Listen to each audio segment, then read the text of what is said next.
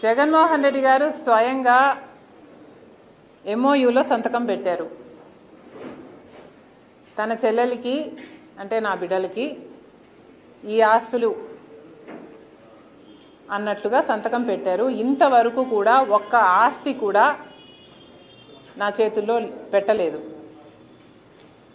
సరస్వతి సిమెంట్కు సంబంధించి ఎంఓయూలో అది నా భాగానికి వచ్చింది కాబట్టి దాన్ని జగన్మోహన్ రెడ్డి గారు గిఫ్ట్ డీడ్ చేశాడు విజయమ్మ గారికి, నాకు కాదు. గిఫ్ట్ ఇచ్చేశాక షేర్స్ని ఇప్పుడు జగన్మోహన్ రెడ్డి గారు తల్లి మీదనే కేసు వేసి ఇచ్చిన షేర్లని నాకు మళ్ళీ వెనక్కి కావాలి అని అడుగుతున్నారు. ఇది జగన్మోహన్ రెడ్డి గారు ఆయన తల్లికి చేస్తున్న మోసం. జగన్మోహన్ రెడ్డి గారు నన్ను ఎఫెక్ట్ చేసే స్థాయి దాటిపోయారు. Jagan Reddy does not affect me anymore.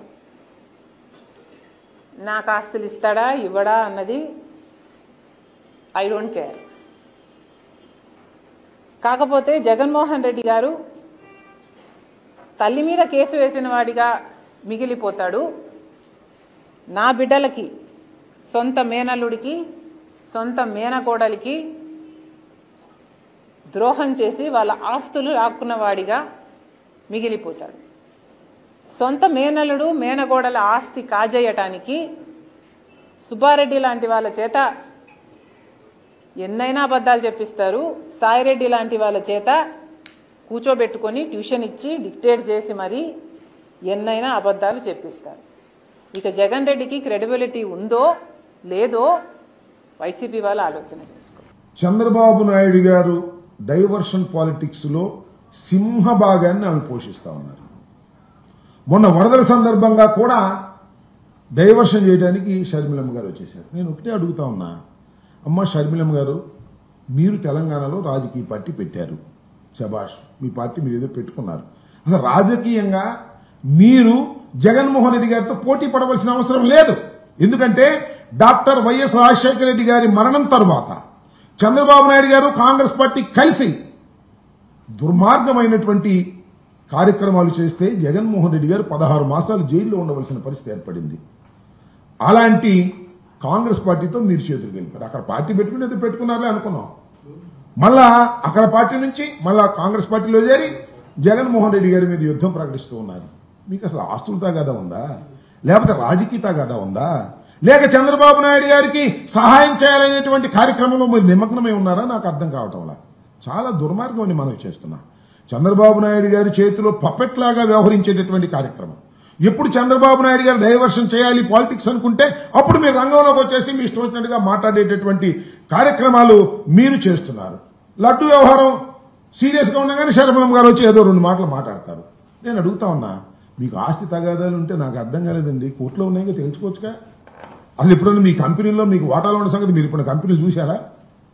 Jaganmohan Reddy గారి సిస్టర్ గాను, రాజశేఖర రెడ్డి గారి కూతురు గాను మీరు అందరికీ ప్రసిద్ధులు, దానిలో ఏం సందేహం లేదు. కంపెనీల్లో వాటాలు కావచ్చు. పెళ్లి అయిపోయిన తర్వాత 10 సంవత్సరాల తర్వాత మా చెల్లికి నేను వాటా ఇవ్వమంటే నేను ఇస్తానా? చంద్రబాబు నియమనంటే నాకు అర్థం కాలే. చంద్రబాబు నాయుడు గారికి 2 చెల్లెలు ఉన్నారుగా, పాపం ఒక చెల్లి మరీ దారుణంగా ఉందంట. హెరిటేజ్ లో సగం వాటా ఇవ్వమని ఇస్తారా? ఏం నాకు అర్థం కాలేదు. ఇప్పుడు టోటల్ గా జగన్మోహన్ రెడ్డి గారి ఆస్తులన్నీ అటాచ్ చేయబడ్డాయి. రాజశేఖర్ గారి మరణం తర్వాత కేసులు ఉన్నాయి, గందరగోళాలు ఉన్నాయి. అసలు ఆ కేసులు ఏమవుతాయి ఏమిటి అనే టెన్షనే లేదు. నాకు వాటా కావాలి, నాకు వాటా కావాలంటే అన్నకి ఇష్టమైతే వాటాలు ఇస్తాడు, ప్రేమ ఉంటే వాటాలు ఇస్తాడు. తన ఆస్తుల్లో వాటాలు ఇవ్వడానికి ఎట్లా కుదురుతుందని అడుగుతా ఉన్నా.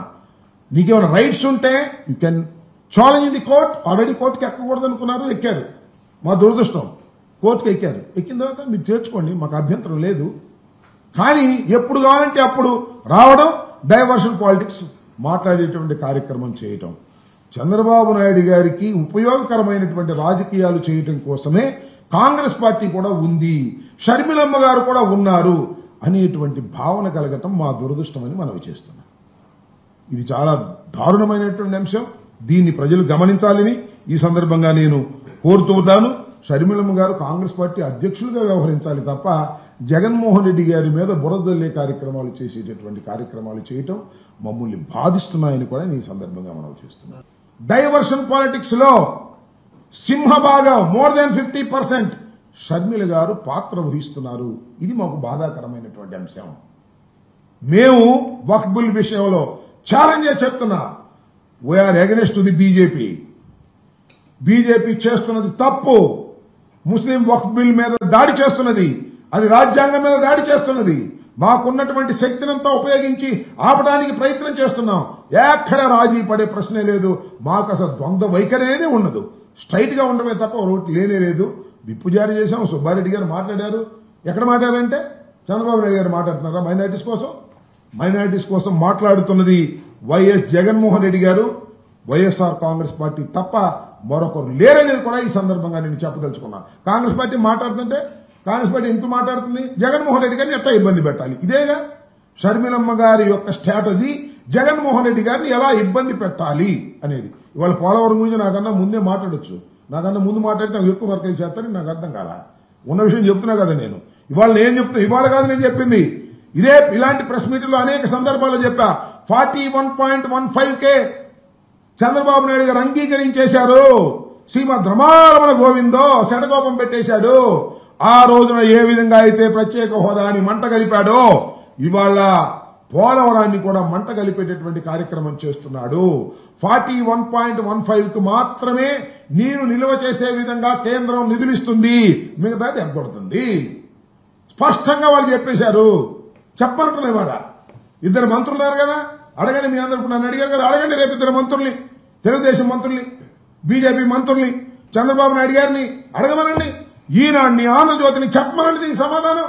ఒక స్టోరీ రాయమని నేను చెప్పిన దానికి, నేను చెప్పింది తప్పని. 41.15కు మాత్రమే పోలవరాన్ని కట్టడి చేసి 25,000 కోట్ల నుంచి 30,000 కోట్ల వరకు LA&RR ఇవ్వాల్సినటువంటి బాధ్యత నుంచి కేంద్ర ప్రభుత్వం తప్పుకుపోతుంది. దీనివల్ల రాష్ట్రం దెబ్బతినిపోతుంది. ఏదైతే విడిపోయిన ప్రభుత్వానికి, విడిపోయిన రాష్ట్రానికి పోలవరం అయినా దక్కుతుంది, విడిపోయిన రాష్ట్రానికి ప్రత్యేక హోదా అయినా దక్కుతుంది అని ఆశపడితే ప్రత్యేక హోదా కాకెత్తుకుపోయింది. ఇదేమో గద్దెత్తుకుపోతుంది. ఏమిటి అన్యాయం అని అడుగుతా ఉన్నా.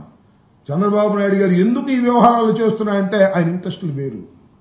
వాళ్ళ అబ్బాయిని ఏదో ఒక విధంగా అధికారంలో కూర్చోబెట్టడానికి భారతీయ జనతా పార్టీ కావాలి. రాష్ట్రం సర్వనాశనం అయిపోయినా పర్వాలేదు. ఇదే ధోరణితో వ్యవహరిస్తున్నారు. కాదని చెప్పమంటున్నా నేను. కాదు అని కేంద్ర మంత్రుల్ని, రాష్ట్ర మంత్రుల్ని, మా మిత్రుడు రామానాయుడిని చెప్పమంటున్నా. పచ్చ చొక్కా దిగుతున్నాడు కదా రోజు, పోలవరం అని చెప్పమంటున్నా నేను. రేపు చెప్పను 41.15 కాదని మొన్న చెప్పాడు. కాదని ఇల్లు కాదు, కేంద్ర ప్రభుత్వం జలశక్తిని చెప్పమనండి. జలశక్తి వాళ్ళు కమిటీ గారు, ఎందుకంటే అయిపోయింది ఒడంబడిగా, ముంచేశారు. గోదావరిలో పోలవరాన్ని ముంచేశారు. ఒకటి. రెండోది, షర్మిలమ్మ గారు వారు ఎప్పుడు కావాలంటే అప్పుడు చంద్రబాబు నాయుడు గారు ప్రయోగించేటటువంటి డైవర్షన్ పాలిటిక్స్ లో అంతర్భాగమైపోయినటువంటి దుస్థితి చూసి బాధపడవలసిన పరిస్థితి ఏర్పడుతుందనేది మా భావన. ఎక్కడ సందరిగితే అప్పుడు జగన్మోహన్ రెడ్డి గారిని విమర్శించటం. ఎస్, మీకు డిస్ప్యూట్స్ ఉన్నాయి, గోహెడ్. కోర్టులో ఉన్నారు కదా, కోర్టులు తేల్చుకోండి. రోజు మైకి ముందు ఎందుకు అంటే జగన్మోహన్ రెడ్డి గారిని ఏ విధంగా డ్యామేజ్ చేయాలి, చంద్రబాబుని ఏ విధంగా పైకి తీసుకురావాలి. ఆమె కాంగ్రెస్ లో ఉన్నారు, చంద్రబాబు నాయుడు గారి ఉన్నతి కోరుకుంటున్నారు, జగన్మోహన్ రెడ్డి గారి పతనాన్ని కోరుకునే పరిస్థితి చేస్తున్నారనేది స్పష్టమైనటువంటి నా ఆరోపణ. మీరు సాక్ష్యాలు ఎదుర్కోండి, దొరకకపోతే నన్ను అడగండి.